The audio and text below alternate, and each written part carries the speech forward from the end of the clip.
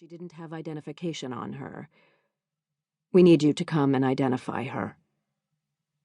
Now the numbness gave way, and a slow, burning rage climbed in her chest. Where? In a wooded area on Chastain Boulevard, behind the old Martin Lumber building. That wouldn't be her, Krista said quickly.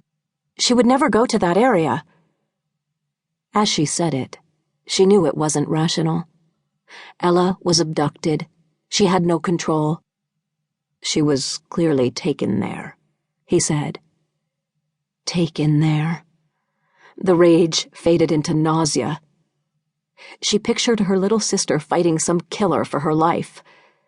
Ella, who trusted everyone.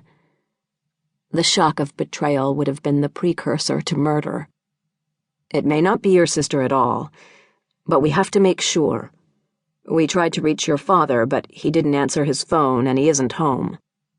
He's at the other search site, over by Lake Laura. He made a note. We'll get somebody over there. Krista's voice came out hoarse. Where is she?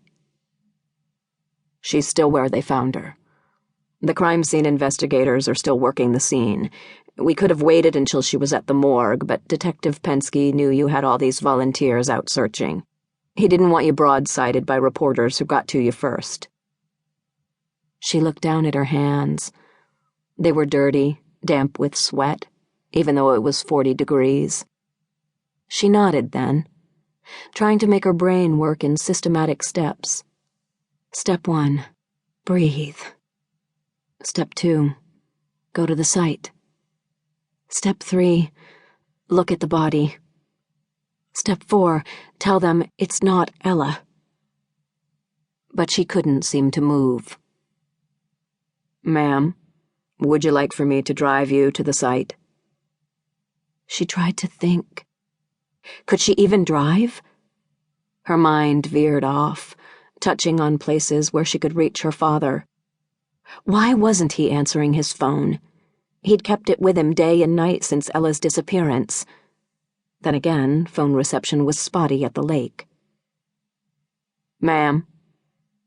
Yes, she said, not sure what she was answering. No. I'll drive myself. All right, he said. I'll escort you in my cruiser. He opened his door, started to get out. Ma'am, are you sure you can drive? Her face burned, though her body shivered. She wiped the perspiration from above her lips. Yes, I'm fine. She started her car. I'm not going to talk to the reporters, he said.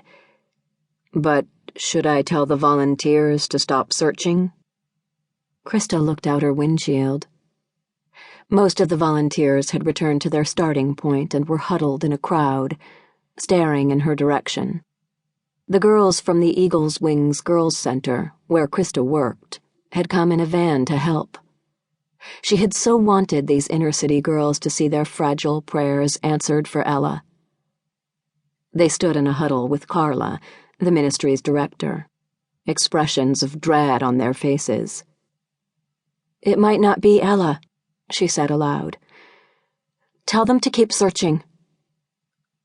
Lieutenant Barron got out of the car, and she sat staring as he said something to the crowd, then walked away from the curious reporters and got into his car.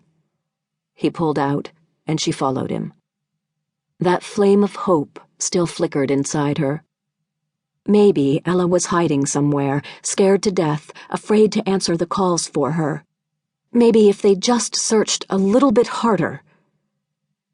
The police officer turned on his blue flashing light, and she followed him through Houston traffic. She glanced in her rearview mirror and saw reporters' vans following behind her. Like vultures hunting down corpses, they were going to record this nightmare no matter who claimed the body. Krista thought of trying to call her father, but decided it might be better if she waited until she saw the girl. There was no point in crushing his hopes if it wasn't Ella. He was already distraught enough. Besides, they'd have a policeman at his